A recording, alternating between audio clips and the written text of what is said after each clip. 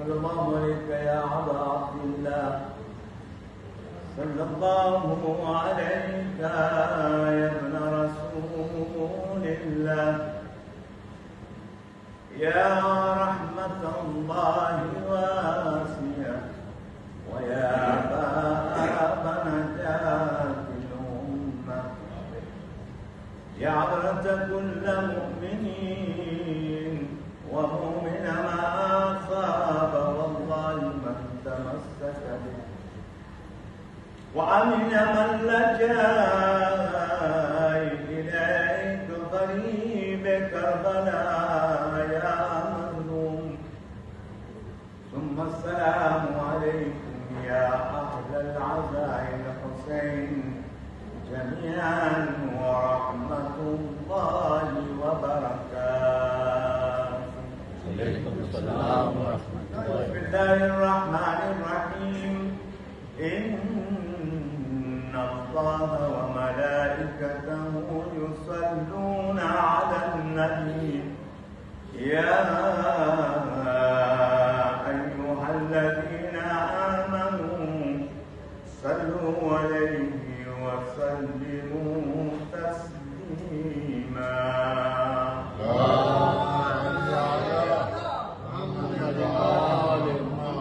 بسم الله الرحمن الرحيم.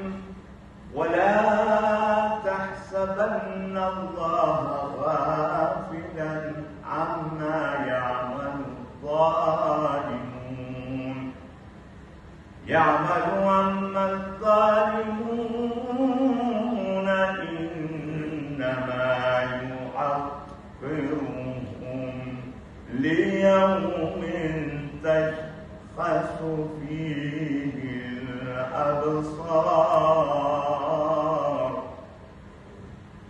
إنما السبيل على الذين يظلمون الناس ويبغون في الأرض بغير الحق، فأولئك لهم عذاب عليم. صدق الله العلي العظيم. صلوات محمد وآل محمد.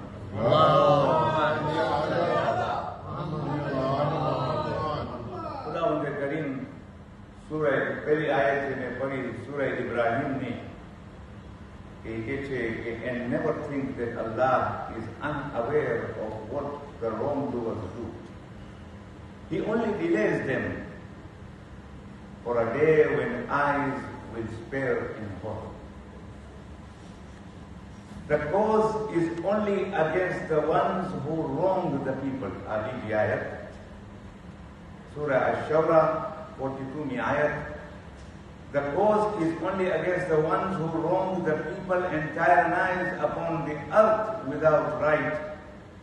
Those will have a painful punishment. But आगे आयत તમે નોટ કરશો કે ઝાલિમોન ઉપર છે કે જે લોકો જુલ્મ કરે છે. અને આજે મને તમારા સામે ત્રણ આંસુ છે,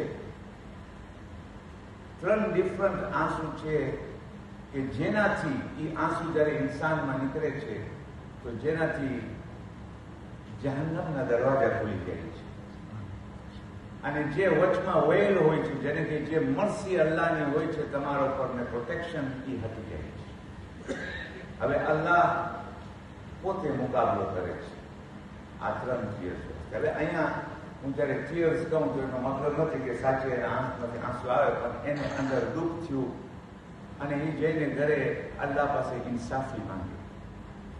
તો આ થઈ શકે કે it is sort of a tear that he is crying inside. આપણે મર્દો વધારે બારે રોતા નથી, અંદરથી રોય છે. ત્યારે આપણે વધારે હાથે ટેકો મળે છે. ત્યારે બાયો એલાકા 2 સેકન્ડમાં રોઈ ગઈ તો એલાકાનું જે અંદર હોય છે એ બધું નીકળી જાય બહાર, જે ગમ હોય છે એ નીકળી જાય બહાર. આ આંસુનો એટલી ખૂબી છે. તો આ ત્રણ કોણ છે? પેલું તો છે દમઅતુલ મઝલૂમ, જેના ઉપર જેના ઉપર જુલમ થાય, કે આપણે વિચાર નથી આવતો કે દિવસની કેટલું આપણે જુલ્મો કરે છે, પણ આપણે થાય છે કે આપણે નમાઝ, રોજા, ખૂન, પ્રકાશ બધું જે છે બસ સાથ આપે છે બધાને અને પતી જાય છે, પણ આપણે કઈ ભૂલો કરે છે કે જે આપણે સમજમાં નથી આવતું. તો પહેલા કે મઝલૂમ નો મતલબ શું? મઝલૂમ translates to the oppressed, the wronged or the victim of injustice. આને મઝલૂમ કહેવાય, જેનો પર જુલમ થયું હોય. ઇમામ હુસૈન સલાવતુલ્લાહી વસલામ અલૈહ સૌથી અફઝલ, સૌથી મોટા મઝલૂમ ત્યારે આપણે એને બોલાવે છે મઝલૂમે કરબલા. એના પર જે જુલમ થયા, એટલું બધું જુલમ થયું કે છેલ્લી બાકી જ્યારે છેલ્લો સજ્જોમાં જાય છે લાસ્ટ વખતમાં, તો કે છે યા અલ્લાહ, હું મારો વાદો પૂરો કરી નાખ્યો, હવે તું તારો વાદો પૂરો કર. તો આ જુલમ જેના ઉપર થાય એને મઝલૂમ કહેવાય. તો આપણે પેલા જોઈએ કે આપણે એક એક્ઝામ્પલ તમને ખાલી આપીશ કે આપણે ક્યાં જુલમ કરે છે, થઈ જાય છે આપણાથી, પણ આપણે સોચ વિચાર નથી આવતો. વધારે મારો પડતું હું જોઉં છું કે આપણે ઘરમાં જે લોકોને એમ્પ્લોય કરે છે, કામવાળાને, ઓફિસમાં છે, ઘરમાં છે, ઘણા ફેરે ઘણા ઘર છે કે જે સુલુક એ લોકો સાથે સરખું નથી રાખતા. હાલાંકિ આપણે એક્ઝામ્પલ છે, મને ખબર છે એ હમણાં ફોલો નહીં થઈ શકે, પણ આપણે એટલીસ્ટ કોશિશ થોડું કરે કે એના જેવું થાય. કે બીબી ફાતિમા હતી ને જનાબે ફિઝા હતી એની મેલ, તો એક દિવસ બીબી ફાતિમા કામ કરતા હતા ને એક દિવસ જનાબે ફિઝા. એ ફાતિમાને શું જરૂર હતી એનો હાથ નાખવાનો, ત્યારે એના પાસે હતી મેલ નહીં કે આ એક ઇન્સાન છે, હું અડધો કામ કરીશ, બીજા દિવસે એ કામ કરશે કે whichever way they were distributing. તો કમસ કમ મને ખબર છે હમણાં આ બધું નહીં થઈ શકે કે આપણે કે એક દિવસ મેચ કરે ને એક દિવસ હું ઘરવાળી પોતે કરે બહાર કે ના ના આને કામ આપ્યું છે તો આને પૈસા આપે છે, આપણે તો કામ કરે સરખું છે ને કરવું હોય તો કરે ને ન કરવું હોય તો જાય. This is our attitude. ઘણા નથી કે તો બધા પણ ઘણામાં છે આ એટીટ્યુડ. લેટ થાય તો આપણે કીધું જો આજે લેટ થયા, કેમ લેટ થયો, શા માટે, કોઈ પ્રોબ્લેમ, તમે આપને લેટ થાય છે કામ પર તો એ લોકો લેટ નથી શકે. તો આ બધી વસ્તુ આપણે હોલિડેઝ આવે, 3 હોલિડેઝ આવે. મને પોતાને યાદ છે કે જયારે મારા પાસે મોટું ઘર હતું, 5 રૂમનું ઘર હતું, તો મારા પાસે 2 મેડ હતા. તો મારી વાઈફ હોલિડે આવે 3 દિવસ, તો હું એને પૂછા કરે તું આ એક મેડને તો રાઈટ પૂછો કે એ આવે, કારણ કે એનું કામ છે હોલિડે દેવાનું એલાકાને, કે જાઓ રેસ્ટ લ્યો. તો મને કીધું આપણે એલાકાને પે કરશું for the holiday, we will pay them extra. That payment doesn't matter, it doesn't come here. Let them go and rest with their families. એલાકાને રેસ્ટ દો. તો મેં કીધું પછી આ ઘરમાં બધું આપણે છે, આપણે કરી નાખશું બધું કામ બાકી. સો સમટાઈમ્સ હું એલાકાને કહું તો એલાકા મને આ બહુ સારો જવાબ દીધો કે એલાકા આપણે કામ કરી નાખશું ને એલાકાને મૂકી દો. તો અહીંયા આપણે મોટું જુલ્મ કરે છે. જ્યારે આ એલાકા અલ્લાહ પાસે, જ્યારે એલાકા તંગમાં આવી જાય છે અને જ્યારે અલ્લાહ પાસે દુઆ કરે છે, તો ભાઈઓ જહન્નમના દરવાજા ખુલી જાય છે. મર્સી અલ્લાહનું અને પ્રોટેક્શન જે છે એ હટી જાય છે. અને હવે અલ્લાહ કે છે હું પોતે તારો મુકાબલો હું કરીશ. અને યાદ રાખજો, જ્યારે અલ્લાહ મુકાબલો કરે તો આપણે શું હાલત થશે. બીજું છે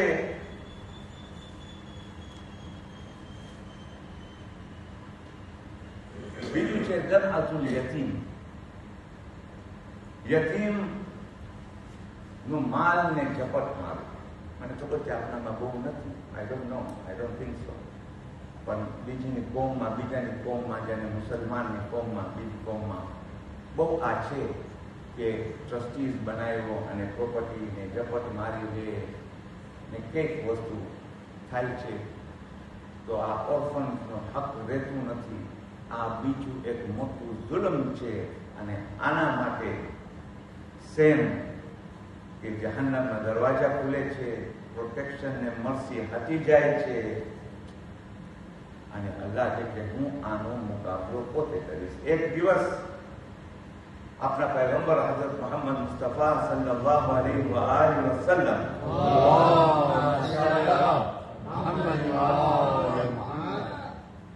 કે છે ઇમામ અલીને કહેતા હતા કે જ્યારે ઇઝરાઈલ જેને કે મલકુલ મૌત ડિસબિલીવર્સનો રૂહ કબ્ઝ કરવા આવે છે તો એ એક આગનો શોલો લઈ આવે છે કે જેનાથી આગથી એની રૂહ કબ્ઝ કરે છે.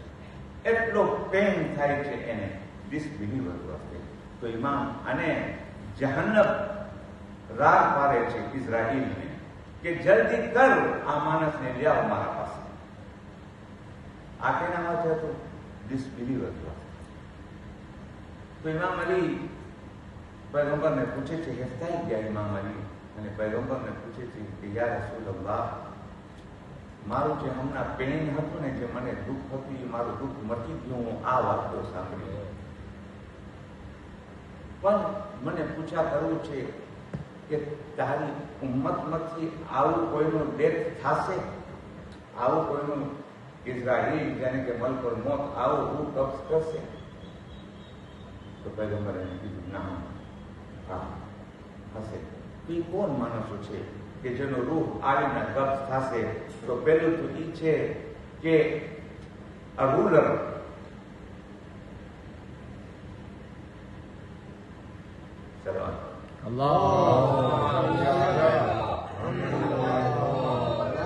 unjust rulers, જે લોકોમાં જસ્ટિસ નથી, અનજસ્ટ રૂલર કે જે આખી દેશને તકલીફમાં નાખી દે, આ એની ઉમ્મત નથી. હવે આપણે એની ઉમ્મતમાંથી જોઈએ તો આપણે કંઈક અરબસ્તાનમાં ગામો છે કે જ્યાં રૂલ કેવું છે તમને ખબર છે કે તમે કાંઈ બોલી ન શકો, તમે કાંઈ કરી ન શકો, ને બોલો તો તમને પતો ના લાગે તમારો. જ્યાં હિલ માફક એક્ટિંગ થાય છે ત્યાંના લો એન્ડ ઓર્ડર ટાઈમ. તો એના માટે પૈગંબર કહે છે કે જહન્નમના દરવાજા ખુલી ગયા છે.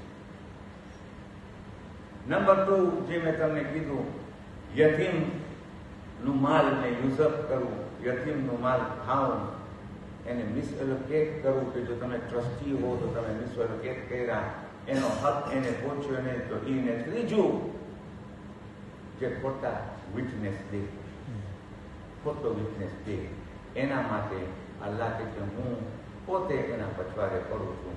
કારણ કે હવે જહન્નમના દરવાજા ખુલી ગયા અને મર્સી અને પ્રોટેક્શન ચાલ્યો ગયું, તો હવે હું એનો મુકાબલો હું પોતે કરું છું.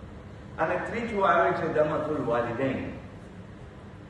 દમઅતુલ વાલિદૈન બહુ એક ઇમ્પોર્ટન્ટ વસ્તુ છે અને આજે એક હદીસ મને બયાન કરવું છે કે જે ઘણા લોકો ઊંધું અર્થ લીધું છે એ હદીસ. હું હંમેશા વિચાર કરું છું આ હદીસનું કે એક દિવસ પૈગંબર પાસે એક માણસ આવ્યો અને કીધું, યા રસૂલલ્લાહ, હું કેના માટે આ દુનિયામાં સૌથી સારું કરું, બેસ્ટ કેના વાસ્તે? તો આ હદીસ તો કોમન છે બહુ. એ કીધું કે તારી માં વાસ્તે. તો કીધું એના બાદ કે તારી માં વાસ્તે. કીધું એના બાદ કે તારી માં વાસ્તે. અને ચોથા ફેરે જયારે પૂછ્યું તો કીધું તારા બાપ વાસ્તે. વેસ્ટમાં છોકરાઓ જે છે ને અહીંયા બીજો છે, they have taken this hadith in the wrong context. That is what I can think. I feel they have taken it to the wrong context. કારણ કે આ હદીસ જેવીના એ લોકો સમજે છે કે પેલા માં અને બરાબર છે અને પછી બાપ, એટલે બાપને એ લોકો ફોર્થ ગ્રેડ બનાવી લીધા.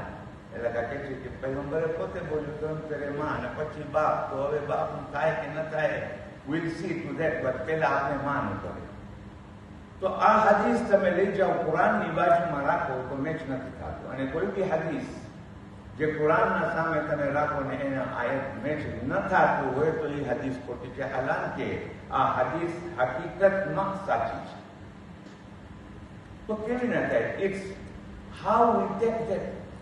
આપણે કેવી રીતના એ હદીસને લઈએ છીએ. વબિલ વાલિદૈની ઇહસાના. પૈગંબરે નહીં કીધું, કુરાનમાં નથી કીધું કે માં ઉપર એહસાન કરો સેપરેટ, બાપ ઉપર એહસાન કરો. વબિલ વાલિદૈની ઇહસાન તો મતલબમાં બેનો એહસાન સાથે હોવું જોઈએ. પણ આ લોકો કરી નાખ્યા કે નહીં. પૈગંબરે 3 ફેરે માનું બોલ્યું તો માનું મતલબ એ ભાઈ આ બાપ ન હોત તો આ માં ક્યાંથી જન્મ દે? ક્યાંથી જન્મ દે? નહીં કહી શકે. હું હંમેશા એક એક્ઝામ્પલ આપું છું કે અગર માં ને બાપ હયાત હોય અને દીકરાને કે દીકરા મને 1 ગ્લાસ પાણી લઈ આવી દે,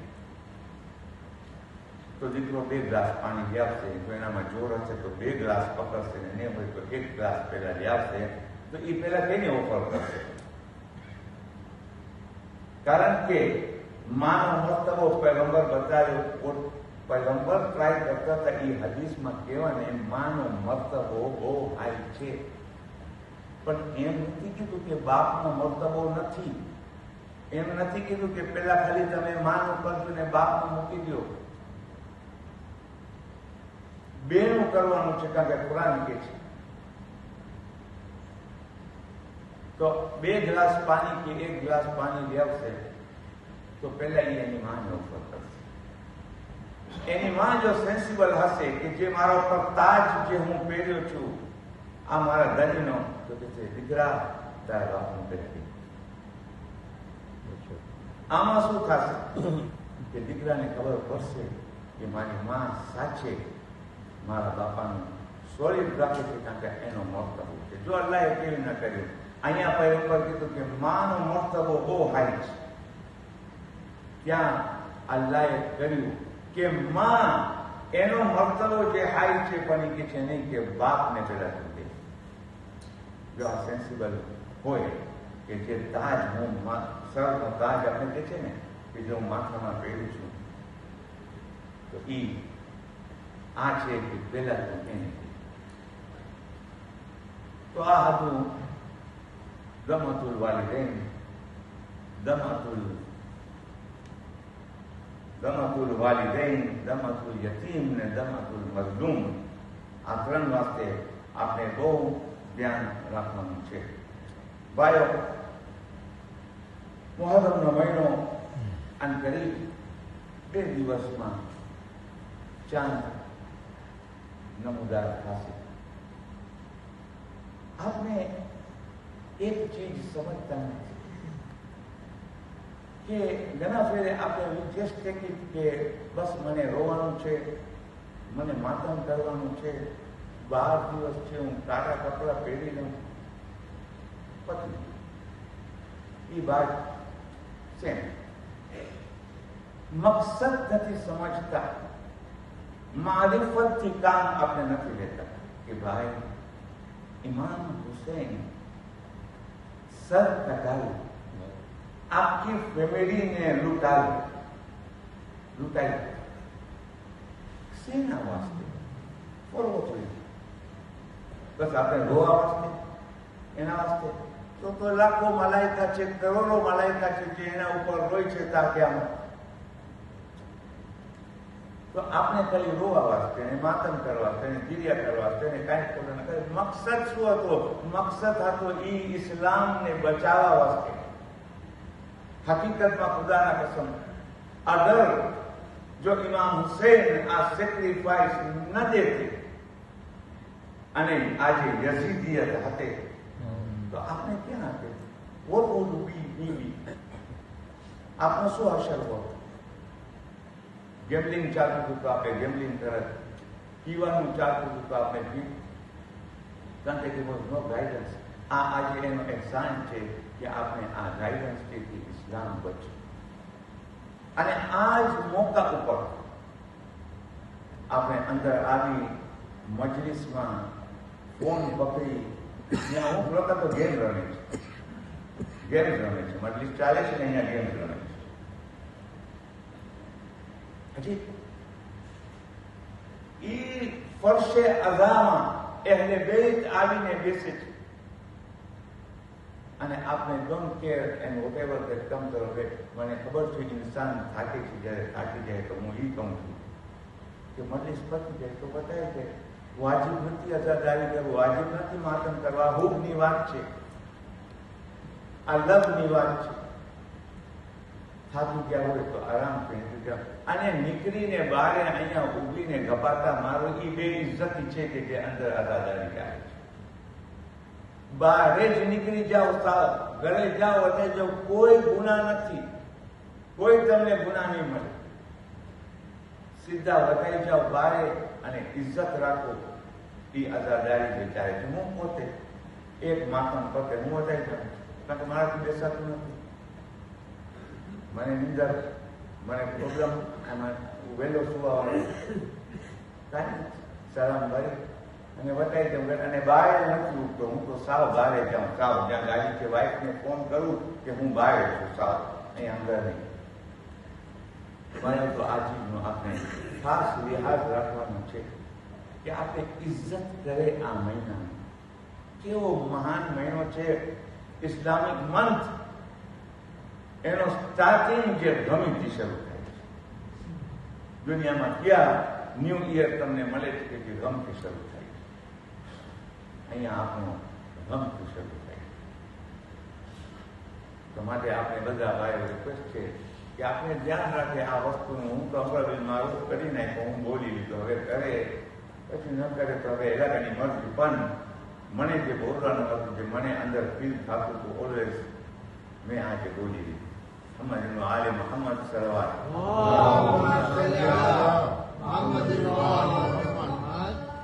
आज़ादार ने हुसैन, इमाम हुसैन की मजलूमी न पूछो.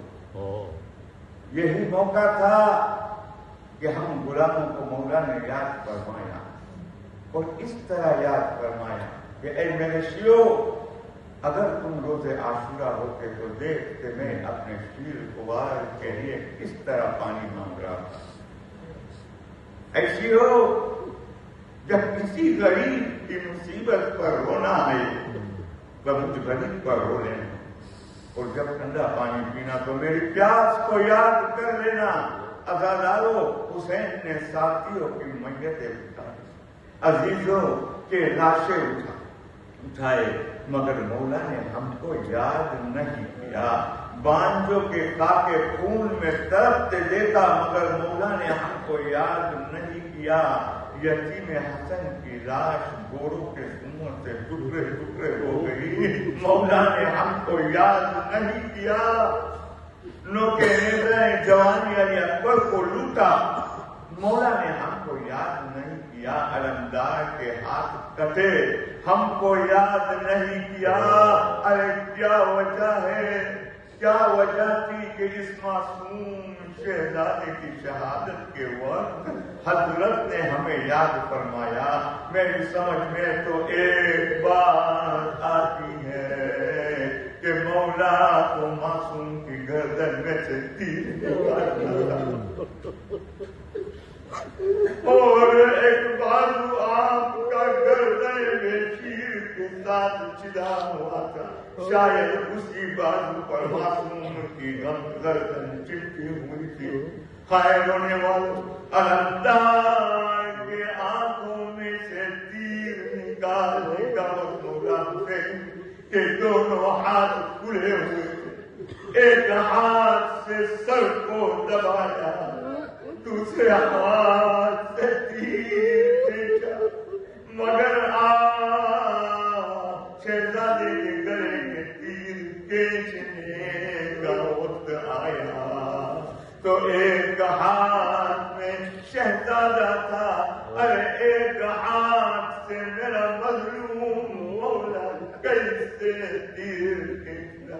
इसलिए कि जब मेरा मौला एक हाथ से तीर खींचता था तो अरे तीर के साथ मासूम की गर्दन भी ऊंची हो जाती थी, क्योंकि उस वक्त कोई ऐसा न था जो मासूम की गर्दन होता। शायद इसीलिए मौला ने हमें याद फरमाया, दोस्तों काश तुम होते। हमारी समझ में तो कुछ नहीं आता, खुदा ही जानता है कि हुसैन ने शहजादे की गर्दन से कैसे तीर खींचा।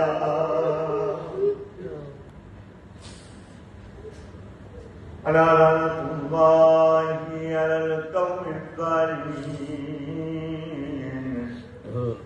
इन्ना लिल्लाहि व इन्ना इलैहि राजिऊन। अल्लाहुम्मा सल्लि अला मुहम्मद व आलि मुहम्मद। बिस्मिल्लाहिर रहमानिर रहीम।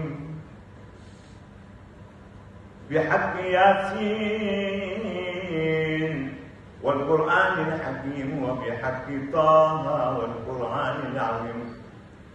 يا من يقدر على حوائج السائلين، يا من يعلم ما في الضمير، يا منفس عن المكروبين، يا مفرج عن المغمومين، يا راحم الشيخ الكبير، يا رازق الطفل الصغير، يا من لا يحتاج إلى التفسير. صل على محمد وآل محمد وافعل به. نسألك زيادة في العلم وصحة في الجسم وبركة في الرزق وطولا في العمر وتوبة قبل الموت وتوبة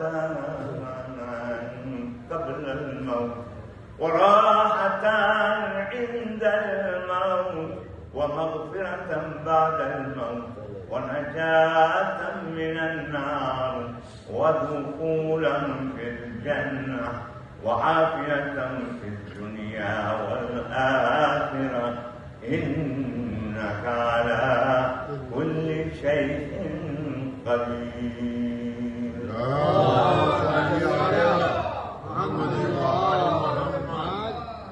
سورة المباركة الفاتحة.